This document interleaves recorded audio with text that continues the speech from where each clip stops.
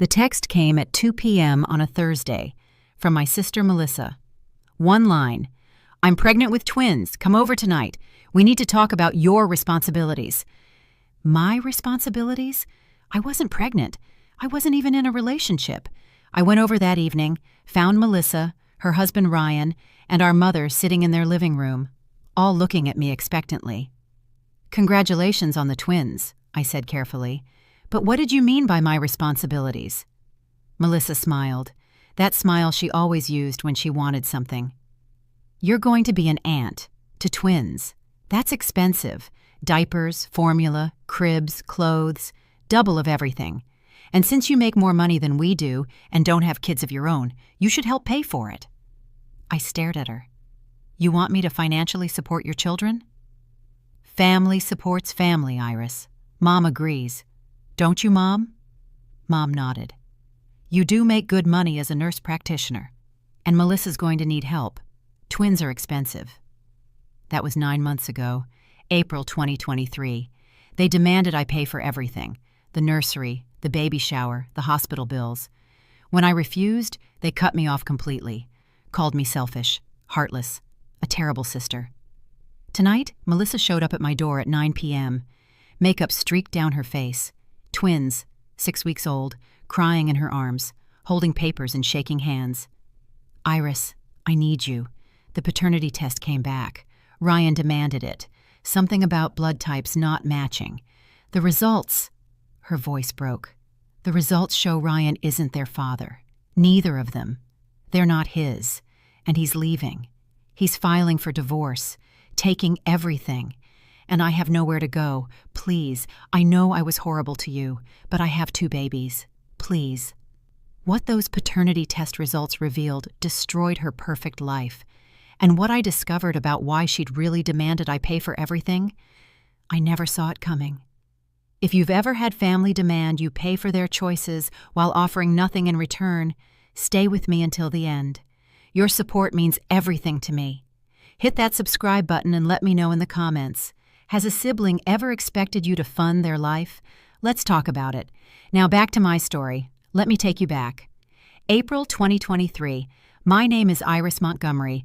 I'm 31 years old, living in Atlanta, Georgia, working as a nurse practitioner at a family medicine clinic, making $98,000 a year. My younger sister Melissa is 28, married to Ryan, a real estate agent. They'd been married 3 years, no kids yet, living in a nice townhouse in the suburbs.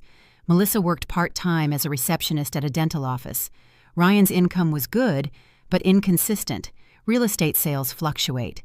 We'd never been particularly close. Melissa was the pretty one, popular, always had boyfriends. I was the studious one, focused on school and career, different paths, different priorities. But when she texted about being pregnant with twins, I was genuinely happy for her, excited to be an aunt, ready to support her however I could. Then I walked into that living room meeting. "Sit down, Iris," Melissa said. Mom was already there. Ryan stood by the fireplace. "What's this about?" "We're having twins," Melissa announced.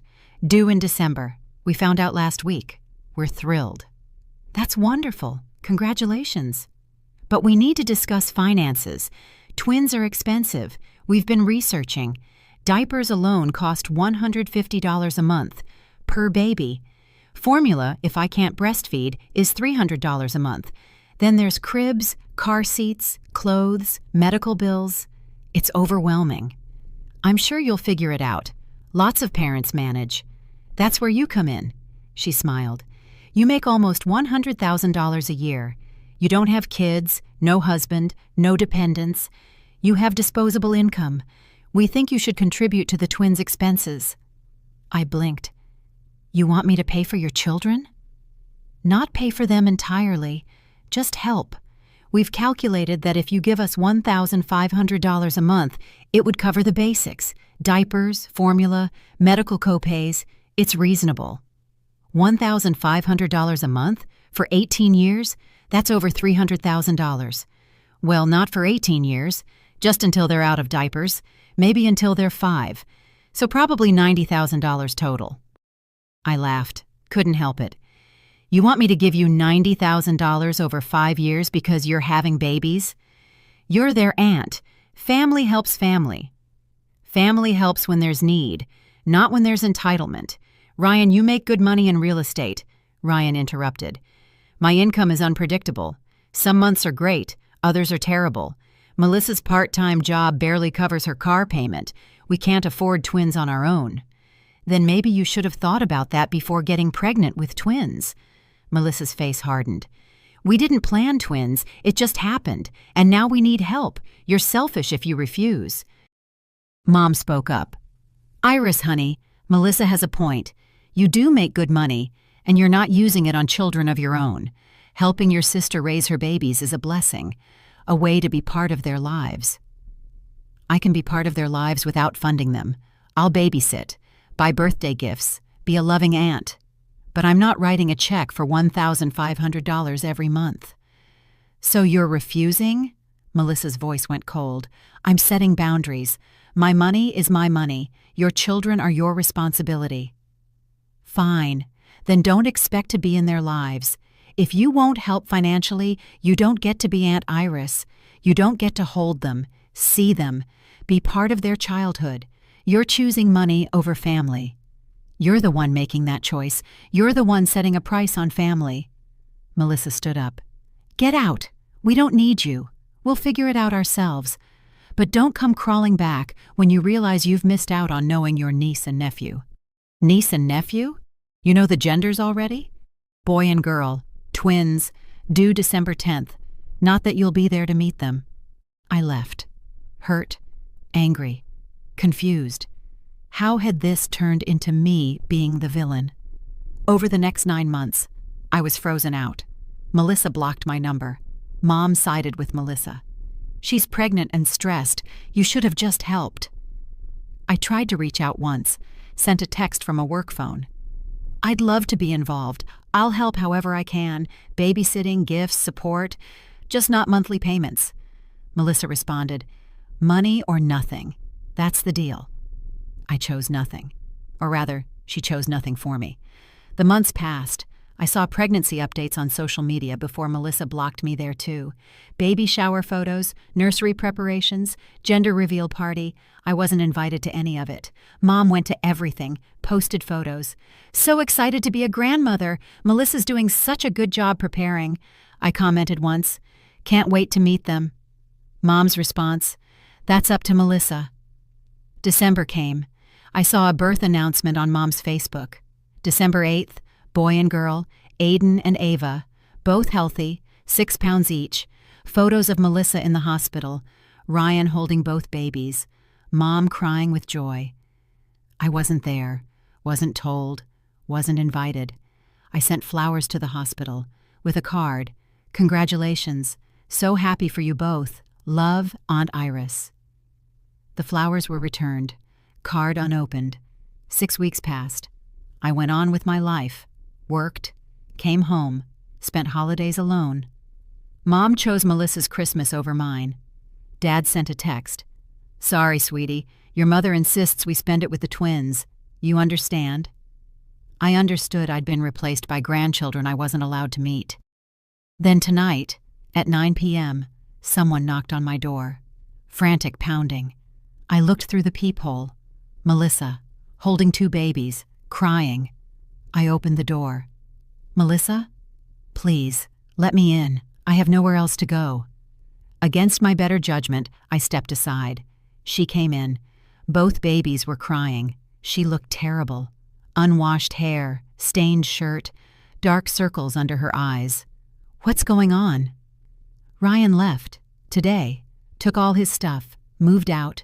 Filed for divorce. Said the twins aren't his, that he's done, that I'm on my own. What do you mean they're not his? She collapsed on my couch, still holding the crying babies. At their 6-week checkup, the pediatrician noted their blood types. Type B for both of them. Ryan's type A. I'm type O. The doctor said that's genetically impossible. 2 type O parents can't have type B children. My medical training kicked in. That's correct. Type O is recessive. 2 O parents can only have O children. Ryan demanded a paternity test today. We got the results an hour ago. Neither baby is his. 0% probability of paternity. He's not their biological father. I sat down slowly. Then who is? She looked away. There was someone else. Last summer. A conference I went to for work. A dental sales rep. We had drinks. One night. I thought it was meaningless. Thought nothing would come of it. You cheated on Ryan. Once, one time, and I got pregnant. But I hoped they were Ryan's. We'd been trying for months. The timing could have worked either way. But they're not. No, they're his. The other guy's. And Ryan knows now. He's furious, filing for divorce, claiming fraud, saying I trapped him into 9 months of preparation for children that aren't his. His lawyer says he might sue for emotional distress. Where's the other guy? The biological father? I don't know. I never told him. It was one night at a conference. I have his first name, Marcus. That's it. I can't find him. Can't contact him. Can't tell him he has twins. So you have 2 babies, no husband, no financial support, and you came here. You're my sister. I know I was horrible. I know I demanded money and cut you off when you refused. But I'm desperate. I have twins, no job. I quit when they were born. No income, no savings. Ryan's taking the townhouse. I have nowhere to live, no way to support them. Iris, please, I need help. One of the babies, Aiden, I guessed, was screaming, face red, clearly hungry. Have you fed them? Not in 4 hours. I ran out of formula. Can't afford more. Can't afford anything. I went to my kitchen. I didn't have baby formula, but I had money. I'm going to the 24-hour pharmacy. Stay here. I'll be back in 20 minutes with formula and diapers. Then we'll figure this out. When I got back, Melissa had both babies on my couch, still crying. She was crying too. I warmed bottles, fed them, changed their diapers, basic care they desperately needed. As they calmed and ate, I sat across from Melissa. Tell me everything. Why did you really demand I pay for everything 9 months ago? She wouldn't meet my eyes.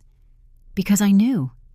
Deep down, I knew they might not be Ryan's, and I was terrified. If Ryan found out, he'd leave. I'd be alone. So I tried to set up a backup plan. Me. Yes, if I could get you committed to monthly payments before they were born, then even if Ryan left, I'd have income. I'd have support. You'd be locked in. That's why you demanded money or nothing. You weren't trying to include me as an aunt. You were trying to trap me as a financial sponsor. Yes, and when you refused, I panicked, cut you off completely, thought maybe I could guilt you into it later, or that Ryan would never find out and it wouldn't matter. But he found out. Because I'm type O. I forgot about that. Forgot about blood types and genetics. When the doctor said both babies were type B, I knew immediately. Ryan didn't. Not at first. But he Googled it. Figured it out. Demanded the test. Have you told Mom? Not yet. I came here first. Mom will be devastated. She'll blame me. She already sided with me against you because she thought Ryan was the father. Now she'll know I cheated. Lied. Manipulated everyone. What's your plan? I don't have one. That's why I'm here. I need help. Real help. Not money. I mean, I need money, but I also need guidance, support, someone who isn't disgusted by me. I am disgusted by you. You cheated, lied, tried to manipulate me into a 5-year financial commitment, cut me off when I refused, kept me from my niece and nephew for 6 weeks because I wouldn't pay your price. I know, I'm terrible. But these babies, they're innocent. They didn't ask to be born into this mess, and they need someone. If not Ryan, if not their biological father, then someone. And you're the only family I have left. I looked at Aiden and Ava, 6 weeks old, sleeping now, fed, changed, completely innocent, completely dependent. Here's what's going to happen. You're staying here tonight. Tomorrow we're going to Mom's. You're going to tell her the truth. All of it. Then we're getting you set up with social services, food assistance, childcare support, BOIC, everything available for single mothers. You're also getting a job, part-time at first. We'll figure out childcare. But you're not living off me or anyone else. You're taking responsibility." "I can do that. I'll do whatever you say." "And you're finding Marcus, the biological father. He has a right to know, and a responsibility to help." "How? I don't even have his last name." "We'll start with the conference. Find attendee lists. Dental sales reps named Marcus. Narrow it down. It's 2024. People aren't that hard to find." "What if he doesn't want them?" "Then he'll pay child support, but he gets the option to know." She nodded. "Okay, I'll do it. All of it." The next morning, we went to Mom's house.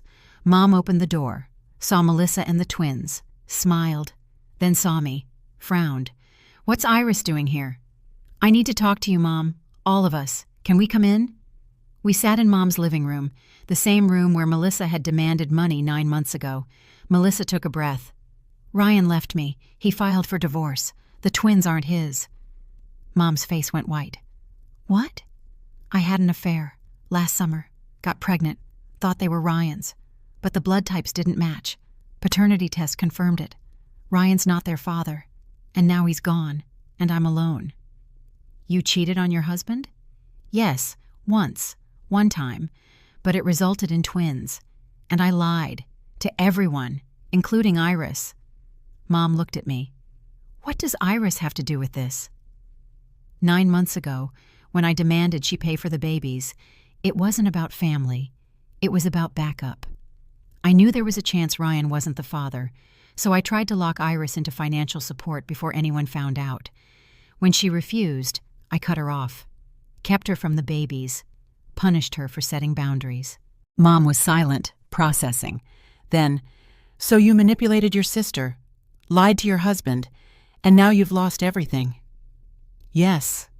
And I came to Iris last night, because I had nowhere else to go, and she helped me, fed the babies, gave us a place to sleep, is helping me figure out next steps, even though I treated her horribly." Mom looked at me. "You're helping her?" "I'm helping the babies. They're innocent. Melissa made terrible choices, but Aiden and Ava didn't. They deserve care and stability. So yes, I'm helping." "What about you?" Mom asked Melissa. "What are you doing to fix this?" "Everything Iris says. Getting social services help, finding a job, tracking down the biological father, taking responsibility." "You should. You created this mess. Now you clean it up. And Iris," Mom's voice softened, "I owe you an apology. I took Melissa's side, called you selfish, supported her demand for money. I was wrong. You were right to set boundaries. And you're a better sister than Melissa deserved. I'm not doing this for Melissa. I'm doing it for those babies, and because it's the right thing to do." Over the next week, we worked on finding Marcus, conference attendee list, dental sales reps, LinkedIn searches, narrowed it down to 3 Marcuses in the dental supply industry who'd attended that conference. DNA tests. Melissa sent emails. 2 responded. 1 agreed to test. Results came back positive.